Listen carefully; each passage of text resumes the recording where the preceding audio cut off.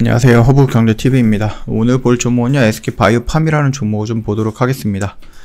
얘도 제약바이오 관련된 종목이고 신약 개발을 하는 회사예요. 그러면서 이제 세노마메이트라든지 순노시라든지 신약을 개발했고 카리스마메이트도 임상 3상까지 진행이 되고 있는 회사죠. 뭐 CMO라든지 CDMO는 아니고 이렇게 좀 봐주시면 될 것 같고, 이거를 보는 이유가 윤석열 그 당선인의 공약이 있거든요. 그래서 제약바이오, 그다음 신약 개발 지원 강화 이런 이슈에 대한 또는 공약에 대한 내용들이 좀 나왔다라는 겁니다. 그러면은 신약을 개발하고 있는 여러 회사들 중에 하나긴 하겠지만은 SK바이오팜도 이 부분에 어느 정도 수혜를 받지 않을까라는 부분이겠죠. 그래서 이 내용을 간단하게 먼저 좀 보도록 하겠습니다. 일단 뭐 제약바이오 협회 컨트롤 타워를 설치한다. 그래서 정부 지원 확대 등을 주문을 한다. 이런 식으로 얘기가 나오고 있는데, 이번에 코로나로 인해서 우리나라랑 미국이랑 어마어마하게 차이가 난다는 것은 알게 된 거죠. 미국에서는 이제 조 단위의 투자가 들어갔는데 우리나라는 정말 많아봤자 1000단위의 투자로 들어갔죠. 예, 그것도 뭐 조에 가까운 1000단위도 아닙니다. 그냥 1000억에 가까운 1000단위다 이렇게 좀 생각을 하시면 될 것 같거든요.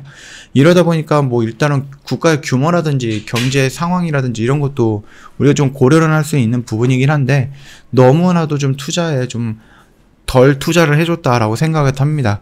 뭐 국가에서 나라 그 국민들한테 뿌린 돈이 이제 수십조 수백조 정도가 된다라고 하는데, 거기에서 너무 적게 투자를 한 거죠. 예, 그래서 그게 조금 안타까운 모습을 좀 비추이긴 했는데, 그 모습을 이번에 이제 윤석열 정부가 어떻게 해결해 줄 것인가라는 부분은 한 번 정도 기대를 해볼 법하다, 이렇게 생각을 하시면 될 것 같아요. 일단 제약바이오 혁신위원회와 같은 컨트롤 타워를 규제정책과 산업정책 조화를 도모하고요. 선택과 집중을 통해서 산업계에 육성할 수 있는 핵심 기관이 될 것이다 라고 얘기를 하고 있네요. 아울러 신약 등 기술혁신 결과물에 대한 확실한 보상과 R&D 지원 확대, 그 다음에 기업이 언제든 도전할 수 있는 환경을 조성해야 된다라고 하는데, 이런 것들을 이제 목표로 진행을 하고 정부가 도와줄 거다, 이렇게 얘기를 하고 있습니다. 일단 바이오협회가 그다음 네거티브 규제 적용, 성장 위주 제도 개혁 등을 당부를 하고 있는데, 이게 뭐 바로 뭐가 확 바뀌거나 그러진 않을 겁니다. 예, 바뀌지는 않지만 그래도 시장에서는 좀 더 나아질 것이다라는 그런 기대감이 있기 때문에 충분히 제약 바이오 회사들은 어떠한 움직임이 좀 나와도 이상하지 않을 거다라고 생각을 하고 있거든요. 그리고 직속 제약 바이오 위원회를 설립을 하고요. R&D 지원을 확대하는 그런 부분에 대해서 우리가 기대감도 갖고 있다라는 겁니다. 당초 윤석열 당선인은 대선 공약을 통해서 제약 바이오 사업 육성과 지원 의지를 피력한 바가 있죠. 그 중에서도 가장 기대가 되는 점은 한국제약바이오협회가 제시한 컨트롤 타워 설립이고요. 이 부분 같은 경우는 이제 정책을 총괄한 컨트롤 타워로 인해서 국무총리 직속 제약바이오 혁신위원회가 설치가 된다라는 공약을 좀 내걸었습니다. 그리고 뭐 현재 2조 8천억 정도에서 5조 6천억 정도 규모로 2배를 높이겠다라고 하네요. 그리고 탑다운 지원 구조를 연구자 주도로 확대해 나가겠다, 이렇게 좀 진행을 하고 있습니다. 뭐 고가의 항암제라든지 중증 및 희귀질환 신약에 대한 신속 등재 제도를 도입을 하고요. 현재는 6개월 정도 소요가 되는 등재 기간을 4개월로 축소하겠다, 이렇게 좀 얘기가 나오고 있습니다. 우리가 SK바이오팜 같은 경우는요, 신약을 개발했었습니다. 그 신약이 좀 되게 잘 팔리고 있는데, 그 중에 하나가 세노마메이트라는 약이죠. 그리고 이 세노마메이트가 미국에서 시작이 되고 있고 유럽도 넘어갔고, 이제는 중국과 일본과 한국으로 들어오기 위해서 임상 3상도 진행을 하고 있습니다. 뭐 국산 신약의 경우 국내 판매부터 시작해서 해외로 진출하는 것과는 달리 SK바이오팜은 미국 직구, 유럽 직구, 그 다음에 우리 한국이라든지 중국, 일본으로 넘어오는 케이스거든요. 특히 세노마메이트는요, 지난해 미국에서 782억 정도 매출을 올렸고 전년 대비 6배가 증가한 수치고, 올해는 이보다 2배 이상의 성장을 목표로 하고 있다라는 거니까, 적어도 계획대로만 된다라고 하면은 이 세노마메이트 하나 팔아가지고 한 1,500억 정도의 매출을 끌어올릴 수 있다라는 거니까 충분히 가능성은 있다라고 좀 보면 될 것 같아요. 3월달에 그 뇌전증 그 시장에 빈펫이라는 그런 어떠한 중요한 약이 있는데, 이 약의 특허가 만료가 됩니다. 그래서 이 약이 이렇게 좀 빠져나간다라고 하면은 이 공간을 채울 수 있는 신약이 뭐가 있을까라고 좀 둘러본다라고 하면은 세노마메이트만한 약은 없다라는 게 결론인 거죠. 그래서 이런 것들이 여기 비어있는 공간을 어느 정도만 점유를 해준다라고 하면은 거기서 나오는 매출은 우리가 생각했던 것 이상으로 크게 나올 거다라고 좀 보면 될 것 같아요. 빈펫이 시장에서 지금 점유하고 있고 거기서 나오는 매출이 한 1조 이상이 나온다고 합니다. 1조에서 2조 정도 이상이 나온다라고 하기 때문에 여기 시장을 뭐 다 가져가는 건 아니고 일부만 세노마메이트가 흡수를 한다라고 하면은 충분히 수천억 정도 이상의 매출은 발생할 수 있을 것이다라고 굉장히 긍정적으로 우리가 판단을 하고 있고요.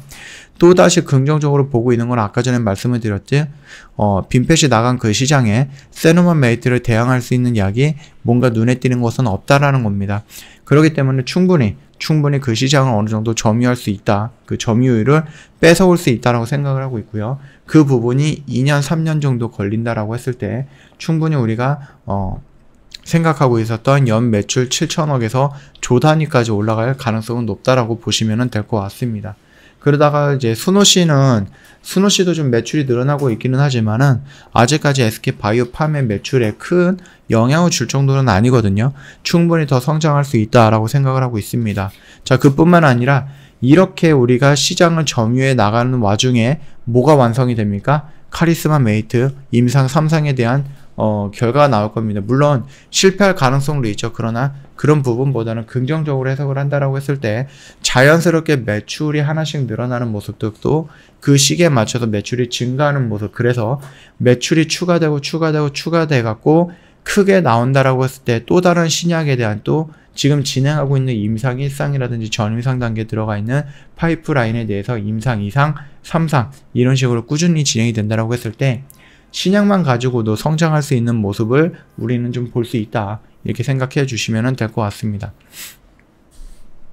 일단은 뭐 바이오 부분에서는 뭐 이번 정권 바뀔 정권에서도 정부에서도 나는 긍정적으로 생각을 하고 있고 지원을 좀 확대하겠다 라고 언급을 했으니까 우리가 그 시장 흐름이라든지 업황의 흐름이 나쁘지는 않을 거다, 그렇게 좀 생각을 합니다. 참고하시면 될 것 같고요. SK바이오팜은 일단은 개별적으로 뭔가 특별하게 악재가 나오거나 그런 것은 없다라고 좀 말씀을 드렸죠. 예전에 여기서 나왔던 이제 블록딜이죠. 와, 이거 벌써 1년이 됐네요. 블록딜 나온지. 와, 1년이 넘었네요. 여기서 이제 최대 주주가 1조 1000억이었나 1조 2000억 정도를 매도하면서 여기서 때려 맞았습니다. 그리고 나서 회복을 지금 1년 동안 못 해주고 있는데, 이거는 또 좀 다른 얘기일 수는 있는데 SK케미칼이 SK바이오사이언스 지분을 많이 갖고 있죠. 그래서 이제 또 여기저기서 SK케미칼이 SK바이오사이언스 지분을 팔아가지고 우리한테 좀 나눠주라, 주주들한테 좀 배정을 해라, 이렇게 좀 얘기를 하고 있는데 케미칼이 끝까지 버티고 있습니다. 그게 아무래도 요 부분을 조금 본 게 아닌가라고 생각을 해요. 어느 정도 주가가 이렇게 좀 밀렸으면 반등이 나와줘야 되는데 어떻게 한 1년 내내 이 블록들이 이후로 회복을 못해주고 계속 밀리고 있는 모습이거든요. 그래서 혹시라도 SK케미칼이 지분을 좀 블록딜을 한다든지 하면 지분을 팔았을 때 바이오사이언스도 이런 꼴이 나면 어떡하지? 그런 부분에 대해서 염려하는 것도 없지 않아 있지 않을까라고 생각을 합니다. 일단 바이오팜 같은 경우는 개별적으로 뭐 따로 악재가 있었던 적은 없다, 제가 말씀을 드렸거든요. 좀 긍정적으로 멘트들이 계속해서 나오고 있습니다. 물론 실적이라는 부분이 좋았다라는 것은 이제 마일스톤이 들어온 거고, 나빴다라는 것은 마일스톤이 안 들어왔던 거고, 이런 식으로 좀 들쭉날쭉하지만은 계속해서 우상향을 하고 있는 모습은 너무나도 뚜렷하게 보이거든요. 그런 흐름에서 이렇게 좀 밀리고 있었던 것은 조금 안타까운 부분이었고, 제약바이오 업황이 전체적으로 밀렸고 지수가 작년 7월달, 8월달부터 밀렸던 부분에 대한 연동된 하락이었다라고 보면은 지금 자리는 굉장히 매력적인 구간이다라고 생각을 합니다. 나중에 지금이야 뭐 적자 기업이거나 아니면 마일스톤이 들어왔을 때 흑자로 전환이 되는 이런 기업이겠지만은 아까 말씀드렸던 그 시장을 점유하는 모습들이 조금씩 늘어난다라고 했을 때 매출액은 기하급수적으로 늘어날 가능성이 높다라고 좀 봐주시면 될 것 같아요. 지금 당장 세노마메이트는 성인 정도를 보고 있고 유럽과 미국 일부 나라에서만 지금 진행이 되고 있는데 이것들을 계속해서 확장을 하고 있죠. 유럽은 무려 41개국에서 진출할 거고 지금 5개국 정도 나와 있기 때문에 계속해서 매출처는 늘어나게 되는 겁니다. 그리고 아시아 쪽으로도 넘어왔습니다. 중국이라든지 일본이라든지 한국도 눈여겨보고 있는 부분이고, 이게 성인에서 유아로 또는 청소년으로 미성년자로도 넘어가는 영역을 확대하고 있는 부분입니다. 그렇기 때문에 충분히 매출은 늘어날 수밖에 없는 구조를 가지고 있다라고 좀 봐주시면 되겠고, 세르마메이트가 어느 정도 성장을 한 다음에 얘네들이 스노시라는 약을 다시 집중적으로 성장을 시킨다라고 하면은 매출은 우리가 생각했던 것보다 더 많이 나올 수 있다라는 점 참고해 주시면 됩니다. 지금 가격은 나름 매력적인 구간이다 라고 좀 말씀을 드리겠고요. 반등이 나오는 시점이다 라고 했을 때는 일단은 요 라인입니다. 10만원 라인이 되겠죠. 여기 라인을 어떻게 요리를 하느냐에 따라서 우리가 추가적으로 더 상승을 할 것인지, 아니면 여기서 저항받고 밀리는 구간에서 지지 라인을 어떻게 형성을 할 것인지, 이것까지 우리가 확인을 해보면서 대응을 하겠다라고 좀 말씀드리도록 하겠습니다. 저 허브경제TV 홈페이지 놀러 오시면은요, 이벤트 내용 확인 가능해요. 봄 이벤트 오늘부터 저희가 진행을 하고 있습니다. 두 가지 혜택이 있으니까는 골라 보시면 될 것 같고요. 2022년은 저희 허브경제TV랑 함께 가는 것도 나쁘진 않다라고 생각이 되고 있습니다. 문의하실 것도 많이 있다라고 하면은 전화도 괜찮고 텔레그램 통해서도 연락을 주셔도 되는데, 카톡이 제일 편하시겠죠? 영상 하단에 보면은 나오기는 하겠지만은 HERB에 2019에요. 이거 입력을 하셔갖고요, 카톡 친구 추가하시고 저희한테 궁금한 거 있으면 문의 남겨주시고, 사기 무료 체험 진행을 하겠다, 신청을 하겠다라고 하셔도 그쪽에다가 요청을 해주시면 저희가 다 안내해드리겠다라고 좀 말씀을 드리도록 하겠습니다. 어떻게 하다 보니까 벌써 2주가 지났네요. 3월달도 지나간 지 2주가 됐고요. 시간이 좀 빠르게 진행이 되고 있습니다. 대선이라는 커다란 이벤트도 끝났으니까 시장이 분위기가 조금 좀 긍정적으로 전환이 되면 좋겠다라고 좀 생각을 하고 있습니다. 오늘도 고생 많으셨고요. 영상 도움이 됐다 그러면 구독과 좋아요 한번 부탁드리겠고, 주말 편안하게 쉬시고 다음 주에 다른 영상으로 찾아뵙도록 하겠습니다.